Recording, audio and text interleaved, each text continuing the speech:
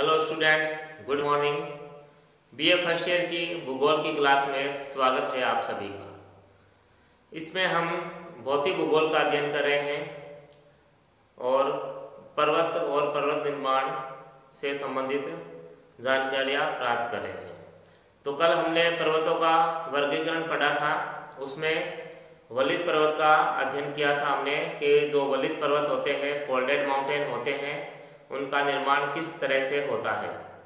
आज हम ब्लॉक पर्वत का अध्ययन करेंगे। ब्लॉक पर्वत या ब्लॉक माउंटेन। तो ब्लॉक पर्वत होते हैं, उनका जो निर्माण है वो टेंशन फोर्स के कारण होता है, तनाव बल या खिंचाव के कारण ब्लॉक पर्वत है इनका निर्माण होता है। देखो, खिंचाव के कारण धरातलीय भागों में दरारें या भ्रंश पड़ जाती है, जिसकी वजह से धरातल का कुछ भाग ऊपर उठ जाता है और कुछ भाग होता है वो नीचे धंस जाता है। यानी जब दरार पड़ती है तो उसकी वजह से धरातल का कुछ भाग ऊपर उठ जाता है तो कुछ भाग नीचे धंस जाता है। जैसे ये तीन डायग्राम बना रखे हैं मैंने, ये तीनों ही ब्लॉक माउंटेन के डायग्राम है। इसमें देखो,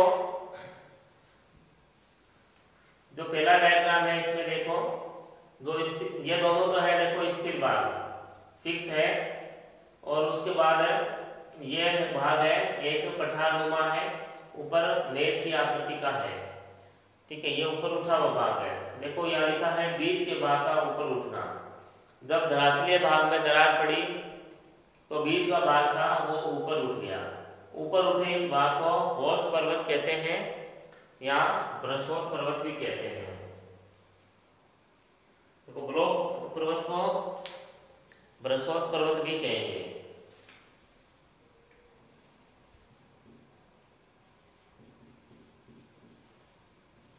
बृहस्पति पर्वत ये भी इसका एक अन्य नाम है।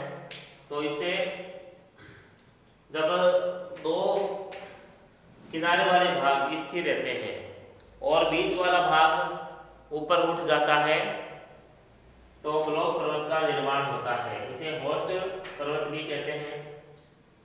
तो ये दो भाग हैं किनारे वाले, ये स्थिर भाग है, मगर बीच वाला भाग ऊपर उठ गया, ठीक है। उसके बाद देखो, इसमें लिखा है किनारे वाले भागों का धसाव। जो बीच वाला भाग है वो तो है फिक्स, ये फिक्स है, बीच वाला भाग है ये तो है फिक्स। जो इसके किनारे के भाग है ये नीचे धंस जाते हैं। तो ये जब नीचे धंस जाते हैं तो ऊपर वाला भाग है ये ऊपर उठा हुआ दिखाई देता है। तो ये दोनों जो आकृतियां हैं ये समान होती है, तो ये होस्ट पर्वत कहलाती है, ठीक है। देखो, पहले में था कि जो किनारे वाले भाग है वो स्थिर है। सेकेंड में था जो किनारे वाले भाग है वो स्थिर नहीं है, ये नीचे धंस जाते हैं। ये दोनों भाग जब नीचे धंस जाते हैं तो ऊपर का जो भाग है वो ऊपर उठा हुआ दिखाई देता है। उसके बाद देखो, थर्ड डायग्राम है ये। देखो, इसमें है बीच वाले भाग का धसाव। तो इसमें क्या होता है, जो बीच वाला भाग है उसका धसाव हो जाता है। इन दो डायग्राम में क्या है, जो बीच वाला भाग है वो स्थिर है, इसमें तो बीच वाला भाग ऊपर उठ गया, और इसमें नीचे वाला भाग है वो धस गए, तो बीच वाला भाग ऊपर उठ गया। तो इसमें जो बीच वाला भाग होता है यानी ये वाला भाग, इसका धसाव हो जाता है। जब बीच वाला भाग का धसाव हो जाता है तो जो किनारे वाले भाग है ये ऊपर उठे हुए दिखाई देते हैं। तो जो जब बीच वाला भाग नीचे धंस जाता है तो इसे रिफ्ट घाटी या रिफ्ट वैली कहते हैं। इसका एक अन्य नाम है भूभ्रंश घाटी भी है। जो रिफ्ट वैली है, देखो इसे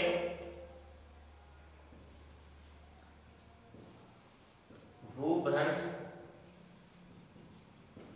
घाटी भी कहते हैं।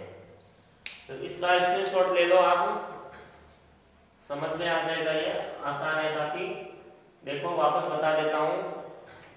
दो किनारे वाले भाग जब स्थिर होते हैं और बीच वाला भाग ऊपर उठ जाता है, पहले डायग्राम में। सेकेंड में क्या है, जो किनारे वाले भाग है वो नीचे धंस जाते हैं और ऊपर वाला भाग ऊपर उठा दिखाई देता है। थर्ड डायग्राम में क्या होता है, जो बीच वाला भाग होता है वो नीचे धंस जाता है और किनारे वाले भाग है वो ऊपर उठे दिखाई देते हैं। तो ये ब्लॉक माउंटेन है ये, और इसमें ब्लॉक माउंटेन के देखो अलग अलग सिद्धांत भी दिए हुए हैं, सिद्धांत तो हम नहीं करेंगे। इसमें जो विद्वान है वो एक मत नहीं है कि जो पर्वत है ब्लॉक माउंटेन है उनकी बनने की प्रक्रिया के आधार पर। अब इसमें कुछ उदाहरण दे रखे हैं ब्लॉक माउंटेन के, जैसे अमेरिका के दक्षिणी ओरेगन प्रांत में स्टीन माउंटेन, उसके बाद देखो पाकिस्तान का साल्ट रेंज, ये कुछ महत्वपूर्ण उदाहरण है। पाकिस्तान का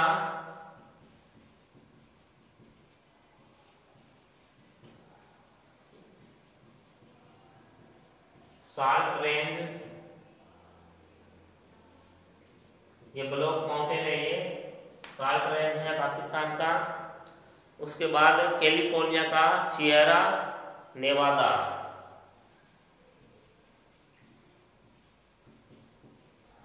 कैलिफोर्निया का सियरा नेवादा भी क्या है, एक ब्लॉक माउंटेन है।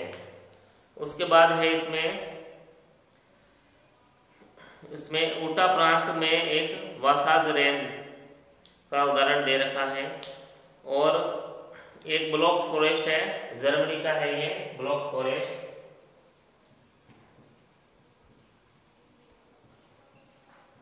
ब्लॉक फॉरेस्ट ये भी क्या है, ब्लॉक माउंटेन का उदाहरण है। ये कुछ उदाहरण है ब्लॉक माउंटेन के। तो ब्लॉक पर्वत के बाद हम थर्ड लेंगे गुंबदाकार पर्वत। अब गुंबदाकार पर्वत जो टेबल बनवाई थी आपको, जो गुंबदाकार पर्वत है ये ज्वालामुखी क्रिया और स्थल भाग के उभार के कारण इनका निर्माण होता है। यानी ज्वालामुखी क्रिया और जो स्थल भाग है इसमें जब उभार आता है तब ये गुंबदाकार जो पर्वत है इनका निर्माण होता है। इसमें देखो जब पृथ्वी के धरातलीय भाग में चाप के आकार में उभार होने से धरातलीय भाग ऊपर उठ जाते हैं तो उसे गुंबदनुमा पर्वत कहा जाता है। एक चाप के आकार में होते हैं गुंबदाकार पर्वत और धरातलीय भाग से जब ये ऊपर उठ जाते हैं तो इन्हें गुंबदाकार पर्वत कहते हैं। और जो गुंबदाकार पर्वत होते हैं ये इनका जो ऊपरी भाग है वो गोलाकार होता है, और जब धरातलीय भाग में उभार नगण्य होता है, गुंबदाकार पर्वत है इनका जो ऊपरी भाग होता है वो गोलाकार होता है, और जब धरातलीय भाग में जब उभार नगण्य होता है या नहीं होता है या फिर कम होता है तो या तो एकदम फ्लैट होते हैं ये, या फिर ये पठार के समान होते हैं। लेकिन जब इनमें उभार होता है वो अधिक हो जाता है तो ये फिर एक पर्वत का रूप ले लेते हैं। तो उसमें भी कुछ उदाहरण दे रखे हैं।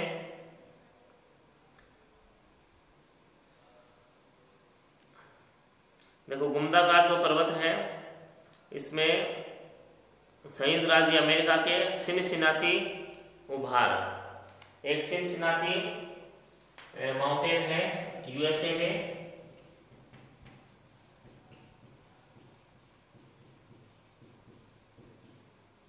सिनसिनाटी गुंबदाकार पर्वत है यूएसए में। लेकिन ये जो सिनसिनाटी गुंबदाकार पर्वत है इसकी हाइट इतनी अधिक नहीं है, इतना अधिक विस्तृत नहीं है। इसके बाद जो एक ब्लैक हिल्स का उदाहरण दिया है, ब्लैक हिल्स और बिग हॉर्न्स एक विस्तृत गुंबदाकार पर्वत है, ब्लैक हिल्स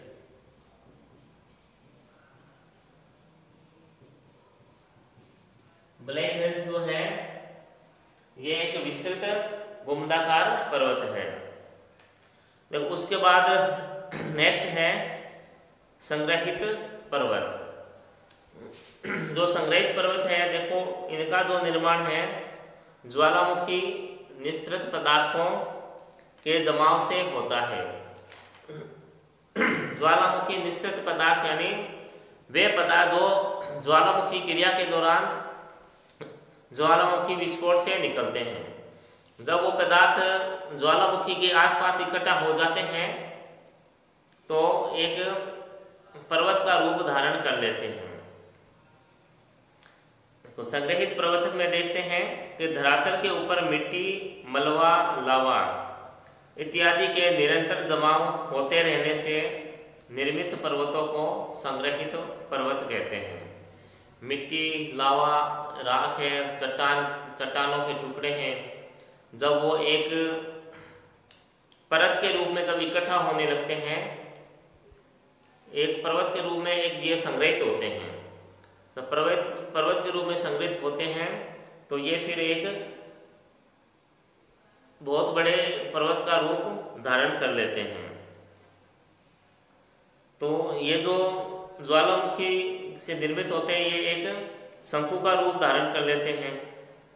और ये जो संग्रहित पर्वत होते हैं जो ज्वालामुखी से निकलने वाले पदार्थों से बनते हैं, ये विश्व के सबसे ऊंचे पर्वत माने जाते हैं, सबसे ऊंचे ज्वालामुखी पर्वत माने जाते हैं।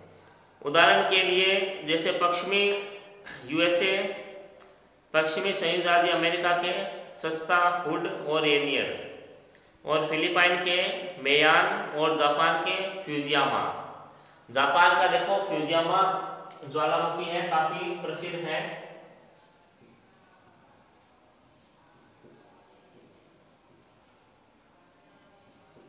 फ्यूजियामा ज्वालामुखी है, ये एक शांत ज्वालामुखी है लेकिन इसकी हाइट बहुत है, बहुत अधिक ऊंचाई पर है ये फ्यूजियामा।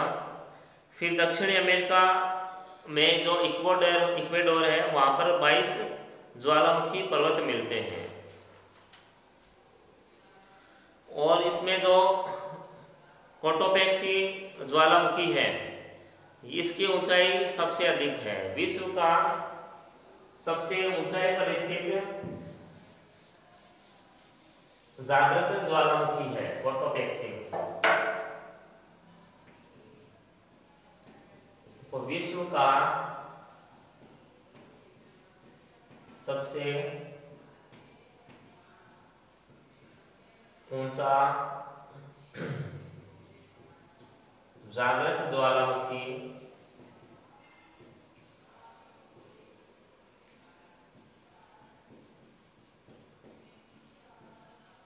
कोटोपेक्सी है।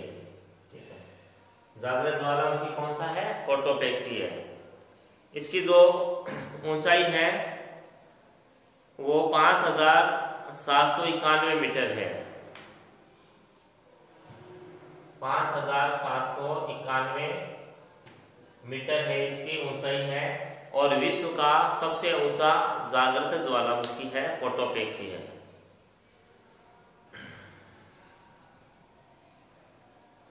इटली का विसुवियस और चिली का एकनागुआ ये भी अन्य उदाहरण है ये संग्रहित पर्वतों के।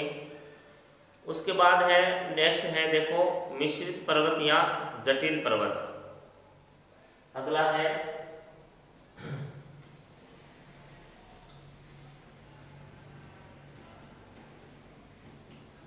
मिश्रित या जटिल पर्वत। मिश्रित या जटिल पर्वत है। उसके बाद है अवशिष्ट पर्वत।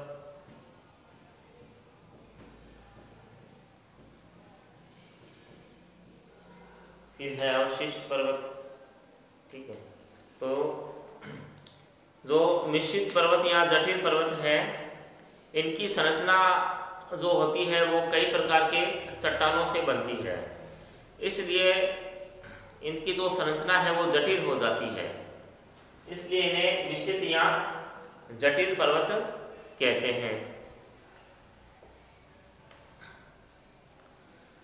जब किसी पर्वत में कई पर्वतों की विशेषताएं सम्मिलित रूप से पाई जाती है तो उसे जटिल या मिश्रित पर्वत कहा जाता है। यानी कोई पर्वत होता है और उस पर्वत में एक साथ कई पर्वतों की विशेषताएं जब पाई जाती है तो उसे मिश्रित या जटिल पर्वत कहते हैं। भूपटल पर केवल एक चट्टान से निर्मित मिश्रित पर्वत या कई चट्टानों से निर्मित सभी प्रकार के मिश्रित पर्वत प्राय हर महाद्वीप में पाए जाते हैं। यानी एक चट्टान से निर्मित पर्वत या फिर एक से अधिक चट्टानों से निर्मित जो पर्वत है वो संपूर्ण विश्व में या फिर जितने भी महाद्वीप है, जैसे 7 महाद्वीप है, 7 महाद्वीप में ये पर्वत पाए जाते हैं। जो पर्वत एक चट्टान से बने हैं या एक से अधिक चट्टानों से बने हैं वो जो पर्वत है वो 7 महाद्वीपों में पाए जाते हैं। जैसे उत्तरी अमेरिका में आग्नेय, रूपांतरित और परतदार शैलों से निर्मित मिश्रित पर्वतों के कई उदाहरण हैं। जैसे जो चट्टानें हैं वो 3 तरह की होती है, आग्नेय चट्टान, अवसादी चट्टान और कायांतरित चट्टान। तो तीनों ही प्रकार के जो पर्वत है वो अमेरिका महाद्वीप में देखने को मिलते हैं। और इसमें उदाहरण दिया है कि संयुक्त राज्य अमेरिका के योसेमाइट प्रदेश का सियरा नेवादा पर्वत आग्नेय निर्मित मिश्रित पर्वत का प्रमुख उदाहरण है। आग्नेय से निर्मित मिश्रित पर्वत है, यानी आग्नेय के अलावा और भी इसमें चट्टानें हैं। और इसके बाद है दक्षिणी रॉकी पर्वत का पाइक पीक प्रदेश भी ग्रेनाइट निर्मित एक मिश्रित पर्वत है। उसके बाद है कि रूपांतरित चट्टानों से निर्मित मिश्रित पर्वतों का उत्तम उदाहरण न्यू हैम्पशायर एक जगह है उत्तरी अमेरिका में, उसका व्हाइट पर्वत है वो मुख्य है। रूपांतरित चट्टानों से बना व्हाइट पर्वत है जो कि उत्तरी अमेरिका के न्यू हैम्पशायर शहर में है। देखो फिर संयुक्त राज्य अमेरिका के मोंटाना प्रांत में उत्तरी रॉकीज पर्वत की एनाकोंडा श्रेणी में आग्नेय और रूपांतरित दोनों तरह की चट्टानें के उदाहरण मिलते हैं। उत्तरी अमेरिका की रॉकीज पर्वत है, वहाँ पर एनाकोंडा श्रेणी में आग्नेय चट्टानें और कायांतरित जो चट्टानें हैं दोनों का ही मिश्रित रूप देखने को यहाँ मिलता है। फिर है इसमें न्यू इंग्लैंड क्षेत्र का मनहट्टन प्रांत भी रूपांतरित चट्टान वाले मिश्रित पर्वत का उदाहरण है। तो ये मिश्रित या जटिल पर्वत है। उसके बाद अंतिम पर्वत है अवशिष्ट पर्वत। अवशिष्ट पर्वत का जैसे आपको बताया था कि जब पर्वत का जब उत्थान होता है उसके बाद उसका अपर्दन होना प्रारंभ हो जाता है। अपर्दन जब अधिक हो जाता है तो पर्वत जो होता है अपनी बहुत अधिक घर्षित हो जाता है और अपनी इसकी जो ऊंचाई होती है वो कम हो जाती है। तब जब यह बना था उस स्थिति में नहीं रहता है। वर्तमान में जैसे अवशिष्ट जो पर्वत है उसमें अरावली है और अपलेशियन श्रेणी है, ये विंध्याचल है, ये अवशिष्ट पर्वतों की श्रेणी में आते हैं। तो इसमें देखते हैं कि इन पर्वतों को अवशिष्ट इसलिए कहा जाता है कि अपर्दन की शक्तियों द्वारा प्रारंभिक पर्वत कट कर नीचे हो जाते हैं। जो अपर्दन की शक्तियां हैं, जैसे आपको पिछले वीडियो में बताया था, अपर्दन की जो शक्तियां हैं जल द्वारा, वायु द्वारा, हिमानी द्वारा, जो सागर की तरंगे हैं, सागरीय तरंगों द्वारा अपर्दन होता है। तो ये पर्वत कट कर नीचे हो जाते हैं, पर्वतों का कटाव होता है और इनकी जो ऊंचाई है वो कम हो जाती है और ये जो पर्वत है अवशिष्ट रूप में दिखाई देते हैं। तो इन्हें घर्षित पर्वत भी कहते हैं और अवशिष्ट पर्वत भी इन्हें कहते हैं। जो वर्तमान समय में सर्वोच्च वलित पर्वत है, जो अभी वर्तमान में जो सर्वोच्च वलित पर्वत है, और वे भी कालांतर में नदी, हिमनद और वायु आंधी के प्रभाव से कटकर और घिसकर निम्न पर्वत का रूप धारण कर देंगे। जैसे हिमालय है, जब हिमालय का भी अपर्दन हो रहा है, हिमालय बहुत अधिक ऊंचाई पर है, वहाँ हवा भी लगती है और नदियाँ भी वहाँ से बह रही है, और इसके अलावा जो हिमनद है वो भी वहाँ हिमालय में है। तो ये सभी जो हिमालय है इसका कटाव कर रहे हैं, और कालांतर में आने वाले जब समय में हिमालय की जो वर्तमान ऊंचाई है वो नहीं रहेगी, हिमालय भी कटकर एक अवशिष्ट पर्वत के रूप में बदल जाएगा। यानी जो प्रकृति में जैसे पर्वत है इनका निर्माण होता है, पर्वत का निर्माण होते ही उसका कटाव भी होने लग जाता है। इसमें जो अपर्दन है, जो इसमें WM डेविस और जो पेंक है इनका अध्ययन हम आगे करेंगे। आगे जब हम इनका अपर्दन शक्तियों के विषय में पढ़ेंगे कि अपर्दन के कौन से कारक है, कौन सी शक्तियाँ हैं, तब हम इनका विस्तार से अध्ययन करेंगे। इसमें देखो भारत के विंध्याचल, अरावली, सतपुड़ा, महादेव, पश्चिमी घाट और पूर्वी घाट पहाड़, पारसनाथ आदि अवशिष्ट पर्वत के उदाहरण हैं। ठीक है, यानी ये इनकी जो हाइट है पहले जितनी नहीं है, ये एक अवशिष्ट पर्वत है, इनका बहुत अधिक अपर्दन हो गया है, घर्षित पर्वत है ये। तो आज के लिए इतना ही। नेक्स्ट वीडियो में हम पर्वत निर्माणकारी घटना एवं काल के अनुसार पर्वतों का विभाजन देखेंगे। बहुत ही महत्वपूर्ण है ये, जो कि हम नेक्स्ट वीडियो में देखेंगे। आज के लिए इतना ही, तब तक घर पे रहें, स्वस्थ रहें, धन्यवाद।